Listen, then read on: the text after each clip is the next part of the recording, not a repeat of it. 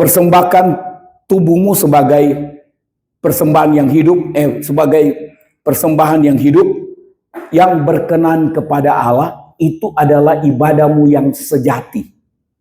Nah, rupanya cara hidup yang berjuang, bertahan untuk cocokkan dengan kebenaran firman Tuhan, itu salah satu pengertian dari ibadah, latreia. Nah, katanya ibadah seperti itu adalah ibadah yang perlu dilatih, tetapi juga ibadah seperti itu adalah ibadah yang berguna dalam segala hal. Saudara dan saya mau ibadah kita pagi hari ini membawa kita menjadi dari ibadah yang berkumpul menjadi ibadah yang secara pribadi bertahan, berjuang untuk bertahan, melakukan kebenaran firman Tuhan tiap-tiap hari. Dalam perkataan, dalam perbuatan, dan dalam pikiran. Itu yang dikatakan berguna dalam segala hal karena ada janji. Janji untuk Tuhan bela hidup sekarang ini. Berarti ada jaminan Tuhan pelihara. Sampai hari ini kita tidak kekurangan. Walaupun ada yang diam-diam kekurangan juga. Tapi saya tidak kekurangan.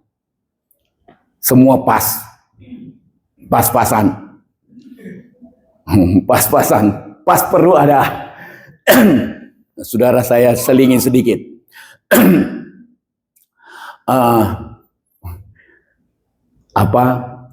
Ya, ada waktu-waktunya, ada rupanya alat di mobil yang perlu diganti. Saudara tahu, begitu tukang lihat ini semua begini, laporan. Hampir 5 juta. Saya bilang, banyak ya. Banyak ya. Terus tahu-tahu itu besan bilang begini, bawa aja ke Malang, enggak usah ke situ Bondo. Bawa ke Malang.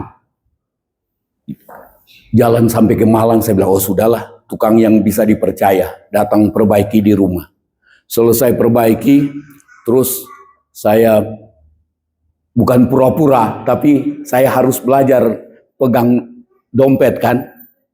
Bukan pura-pura pegang dompet, tapi memang saya ambil dompet. Maksudnya, saya tanya ke tukang itu, berapa? Siapa namanya saya lupa. Pak Ali. Berapa? Dia bilang, enggak, sudah dibayar sama Pak Sis. Hampir 5 juta. Kalau di sini enggak sampai. Tapi saudara, Tuhan tidak pernah berutang. Amin. Tuhan tidak berutang. Jadi saja pribadi yang beribadah dengan segenap hati, beribadah dengan pengertian yang latreia ini, maka itu berguna. Sikap hidup kita yang beribadah itu adalah berguna, mengandung janji untuk hidup sekarang. Hidup yang butuh hidup tiap-tiap hari. Dan yang akan datang. Jadi Tuhan perhatikan hidup kita di dunia, kebutuhan kita, dan Tuhan perhatikan yang paling utama apa? Hidup yang akan datang, hidup kekal. Jangan sampai hidup besar-besar yang ada di dunia, terus yang hidup kekal itu kembang kempis, nyala mate nyala. Kita harus menyala terus untuk hidup kekal, amin. Bersemangat, jelas hidup kekalnya, tetapi Tuhan jamin hidup di dunia ini. Sedangkan burung yang tidak pernah menabur, tidak pernah nyimpan, Tuhan pelihara. Apalagi kita, amin. Jadi waktu kekurangan, ingat burung aja. Atau kalau perlu, sementara kekurangan, duduk di depan. Sambil lihat ke atas, sore-sore burung pulang. Tidak ada yang jatuh. Saya tiap sore di sini, lihat burung pulang. Saya tunggu-tunggu ada yang jatuh karena lapar, tidak dapat makan. Tidak ada yang jatuh. Belum pernah ada. Sudah berapa puluh tahun di sini. Tapi heran burung itu, ada yang ke sana, tahu-tahu ada yang balik lagi. Saya pikir-pikir ini burung apa ya? Kenapa dia ke sana? Sore-sore sudah mau malam, terus dia balik. Tidak ada ayatnya yang saya sedang bicara tentang burung ini. Nah, saya heran, kenapa burung ini balik? Terus saya sempat senyum sendiri di depan. Saya bilang, wah kalau orang lihat saya senyum, gawat.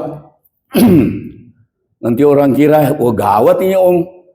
Kenapa sudah senyum-senyum sendiri di depan? Kenapa? Saya senyum karena saya mikir, ini tadi burung lewat, tahu-tahu balik. Sudah malam. Loh. Oh, saya mulai mikir gini. Jangan-jangan dia antar pacarnya pulang ke rumah sana, di Beletok. Terus dia balik ke sana, tempatnya di sana mungkin. Terus saya ketawa. Saya bilang, wah ini burung. Tapi ya, jelasnya yang saya pikir, tidak pernah saya lihat ada burung jatuh kelaparan.